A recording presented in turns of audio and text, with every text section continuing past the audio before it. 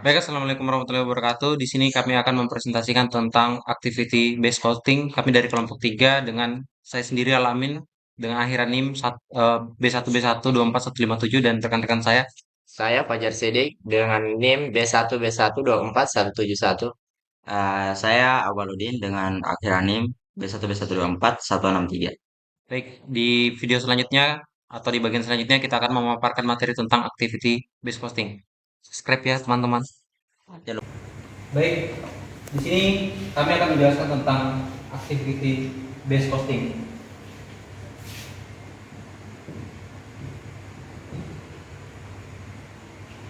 Apa sih itu activity based costing? Jadi activity based costing itu adalah penetapan biaya berdasarkan aktivitas. Jadi misal saya mau buat suatu produk, misalnya kita ambil contoh produknya baju.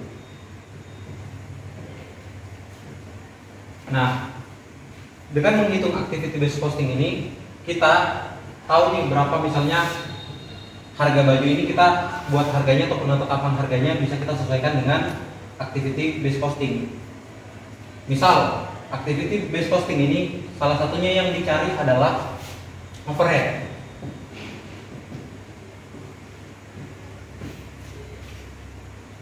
Apa sih itu overhead? Overhead itu simpelnya adalah biaya yang tidak langsung.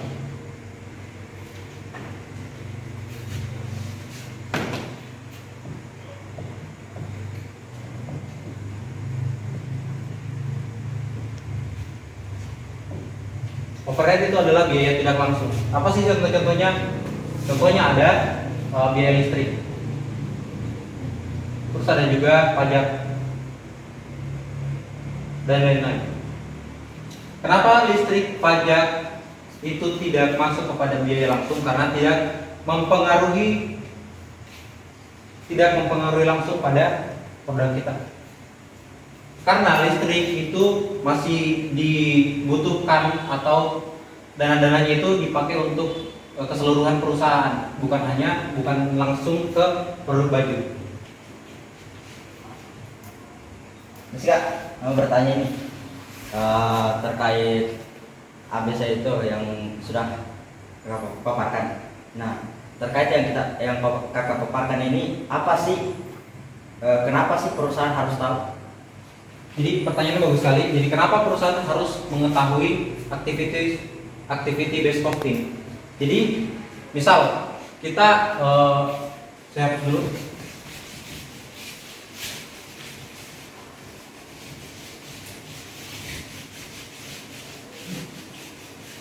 Misal saya mau menentukan biaya produk. Saya mau menentukan berapa sih saya harus jual produk baju ini.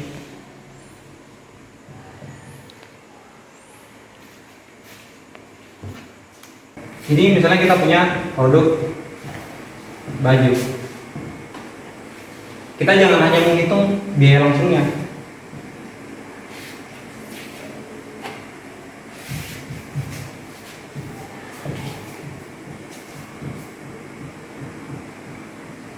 Untuk menentukan harga baju ini, jangan kita hanya menghitung biaya langsung. Biaya langsung itu apa? Contohnya ada kain misalnya dan benang. Simpelnya, kalau misalnya kita hanya menghitung ini, taruhlah contohnya kain per baju itu untuk satu kali produksi kita taruh 100.000. Terus benangnya misalnya 150. Nah, terus kita mau produksi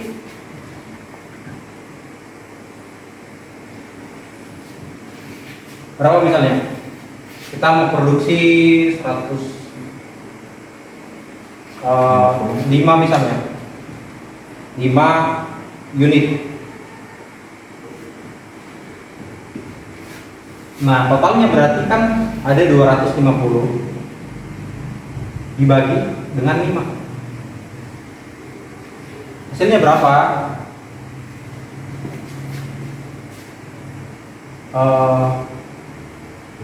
50.000.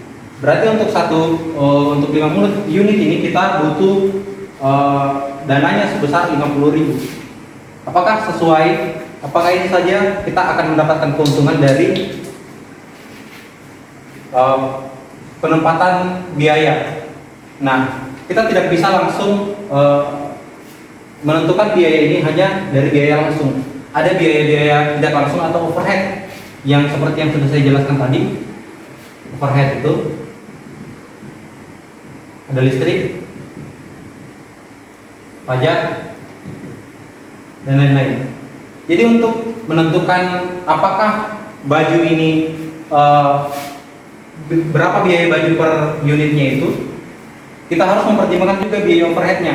Biaya overheadnya bisa kita jumlahkan dulu terus bagi dengan biaya langsungnya supaya kita mendapatkan keuntungan dalam penentuan usaha. Misalnya saya paparkan lagi sedikit, saya agak ulangi. Ketika kita menjual 50.000 unit saja, kita tidak mempertimbangkan overhead, maka kita akan mengalami kerugian. Kenapa?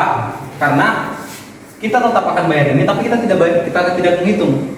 Tapi kalau misalnya kita sudah hitung biaya yang tidak langsungnya, kita tambahkan lagi dengan ini, kemudian kita tentukan berapa sih per unitnya, kita bisa atau perusahaan bisa menarik kesimpulan atau mengambil keputusan berapa harga baju yang sekiranya kita tetap untung, tapi untuk dijual atau untuk konsumen tidak merasa kemahalan. Jadi kurang lebih seperti itu. Baik. Selamat.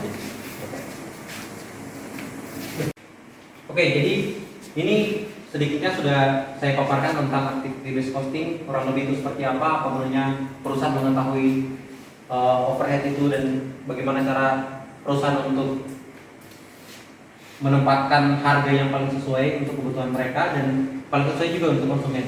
Nah, selanjutnya kami akan bahas juga tentang ada 6 hal pembahasan tentang activity based costing itu yang akan dipaparkan di pembahasan selanjutnya.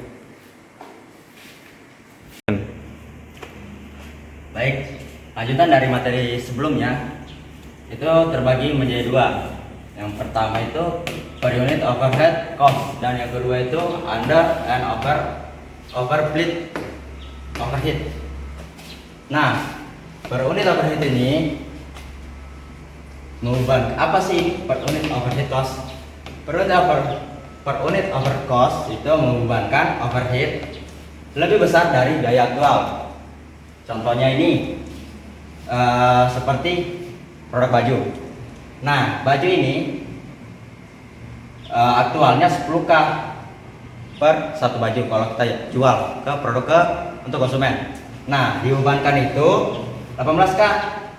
Maka di sini 18K ini terlalu tinggi.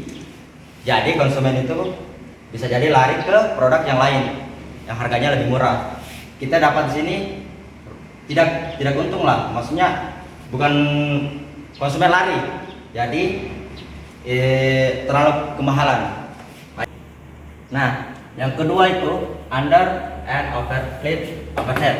Nah, overhead lebih kecil dari biaya aktual, sama kayak tadi, kebalikan dari ini per unit overhead yang lebih besar dari biaya aktual. Sedangkan yang ini lebih kecil dari biaya aktual. Nah, contohnya nih, yang kayak tadi itu, contohnya baju, kita bikin produk baju. Aktualnya itu 18K, sedangkan pembebanannya itu 10K.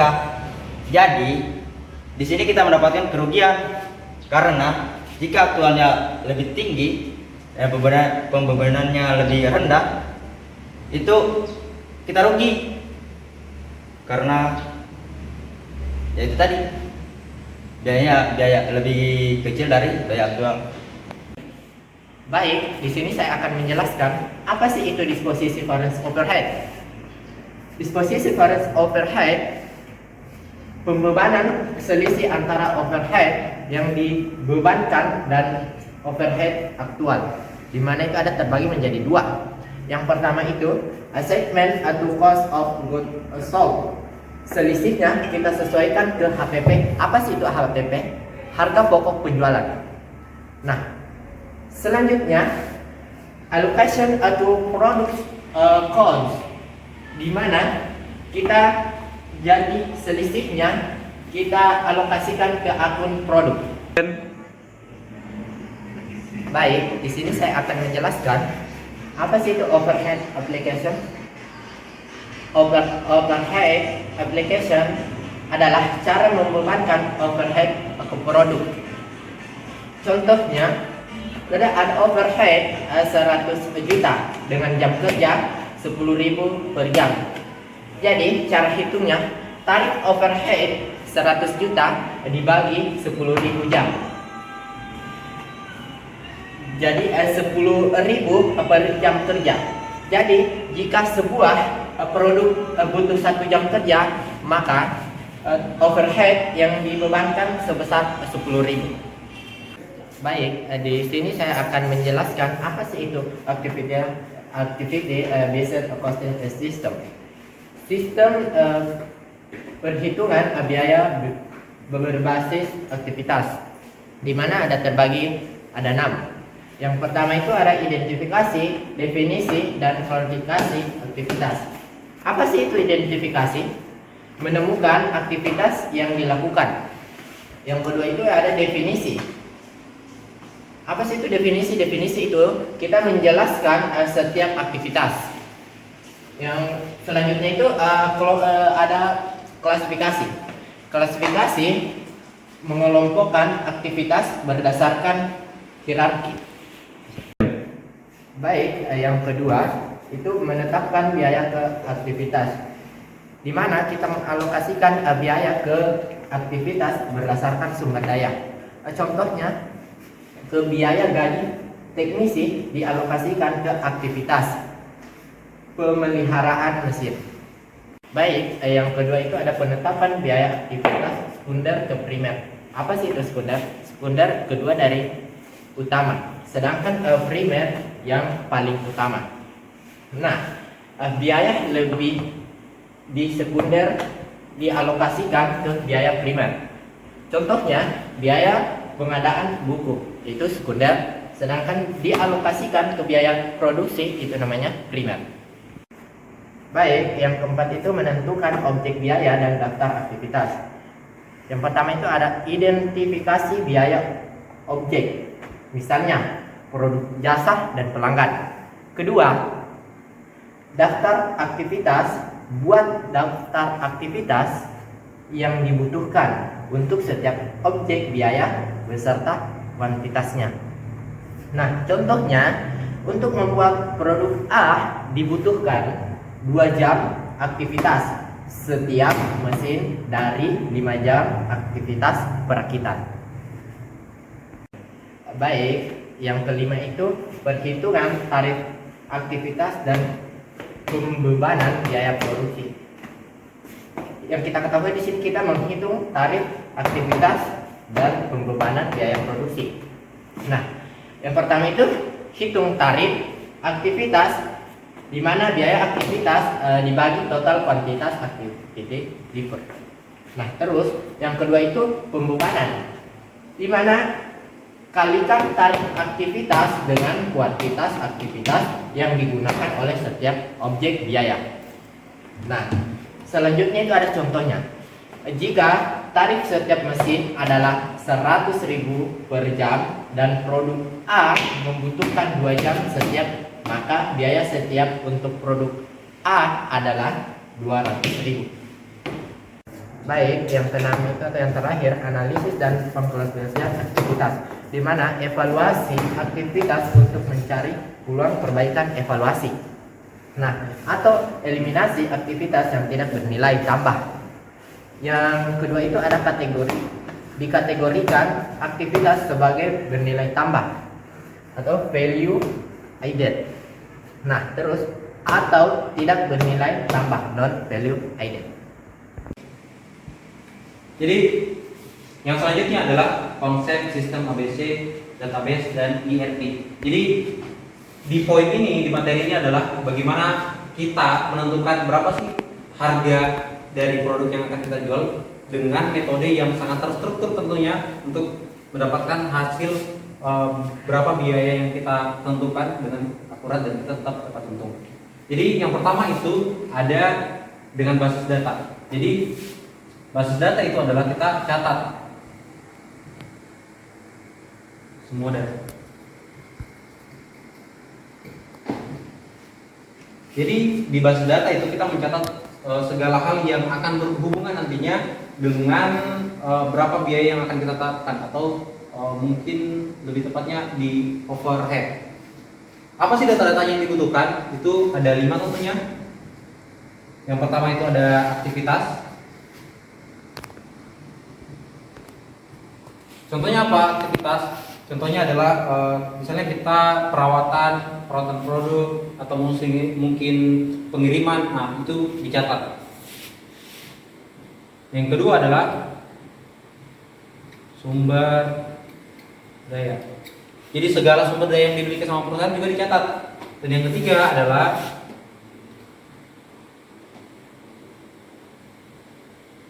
penggerak aktivitas. Jadi mungkin sederhananya penggerak aktivitas itu adalah hal-hal yang bisa mempengaruhi biaya. Misalnya jam kerja. Kayak misalnya kita kasih proses jam kerja karyawan itu kan dihitung berdasarkan berapa lama sih dia jam kerja. Kurang lebih seperti itu untuk penggerak aktivitas.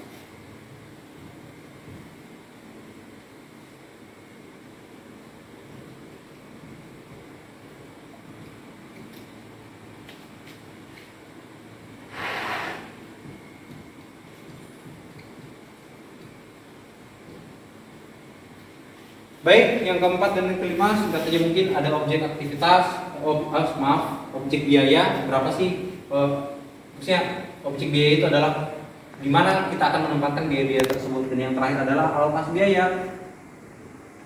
Ini juga tentunya harus dicatat, dan kelima ini akan kita catat untuk jadikan data, terus dialokasikan atau dihitung berdasarkan berapa harga produk yang akan kita jual.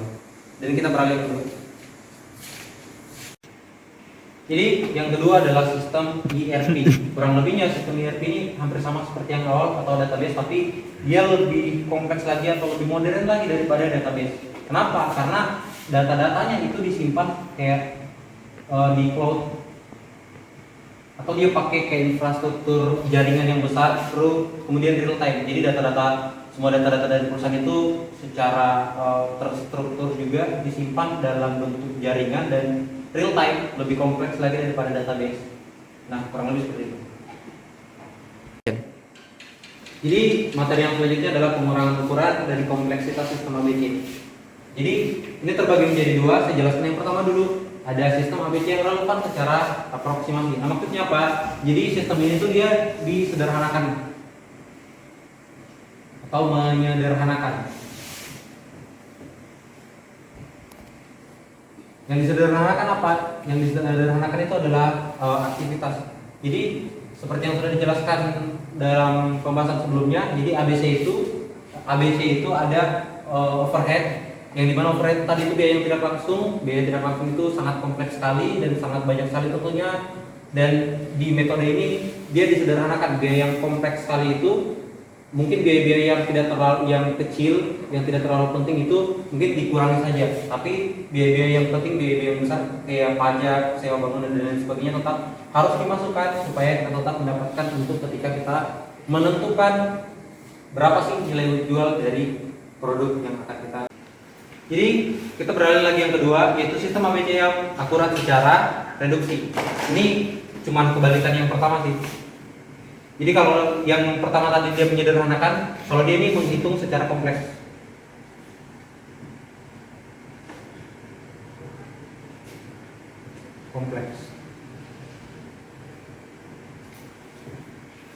Jadi data-data dari overhead itu atau kita pakai ABC itu, semua datanya betul-betul dihitung dan betul-betul diterapkan atau dibebankan pada produk yang akan kita jual. Lebih akurat tapi mungkin sedikit lebih ribet. Baik, di sini saya akan menjelaskan contoh perhitungan overhead, di mana itu perhitungan mengenai predetermined dan overhead rate, overhead dan unit cost. menggunakan sistem penetapan biaya tradisional, di mana kita lihat sini data yang disediakan ada di mana overhead dengan anggaran 952.000 US dollar dengan aktualnya itu 950.000 US dollar. Di mana itu aktual itu pengeluaran. Ada jam mesin, di mana jam mesin dengan anggaran 140.000 jam dengan aktualnya itu atau pengeluarannya itu 132.000 jam. Jam tenaga kerja atau DLH anggarannya itu 34.000 jam dengan aktualnya itu 33.100 jam. Di mana itu ada prime cost, di mana biaya utama. Biaya utama dengan susun aktual itu sama. Jadi di sini 3.500.000 US dollar dengan ada jumlah unit di mana atau diproduksi aktualnya itu 500 unit. 500. Baik, selanjutnya itu di overhead yang ditetapkan, di mana rumusnya itu tarif yang telah ditentukan kali basis alokasi sesungguhnya. Perhitungannya itu 28 US dollar per DLH kali 33,100. Jadi hasilnya DLH-nya itu 926,800 US dollar. Selanjutnya kita beralih ke biaya per unit, di mana total manufaktur. Yang pertama itu total biaya manufaktur prime cost tambah applied overhead. Yang kedua itu total biaya manufaktur 3.500.000 US dollar ditambah 926,800.000 US dollar. Hasilnya itu 4.426.800.000 US dollar. Biaya per unit, total biaya manufaktur dibagi jumlah per unit itu perhitungannya 4 juta. Kita ambil dari sini 4.426.800.000 US dollar dibagi 500 per unit. Jadi hasilnya itu 8.853.600 per unit. Jadi kita mengambil baik, kita beralih ke kesimpulan variance overhead. Overhead aktual 950 US dollar lebih besar daripada overhead yang diterapkan 926.800 US dollar. Variance yaitu 950 US dollar dikurang 926.800 US dollar. Hasilnya itu 23.200 US dollar. Ini kurang diaplikasikan. Baik, itu saja.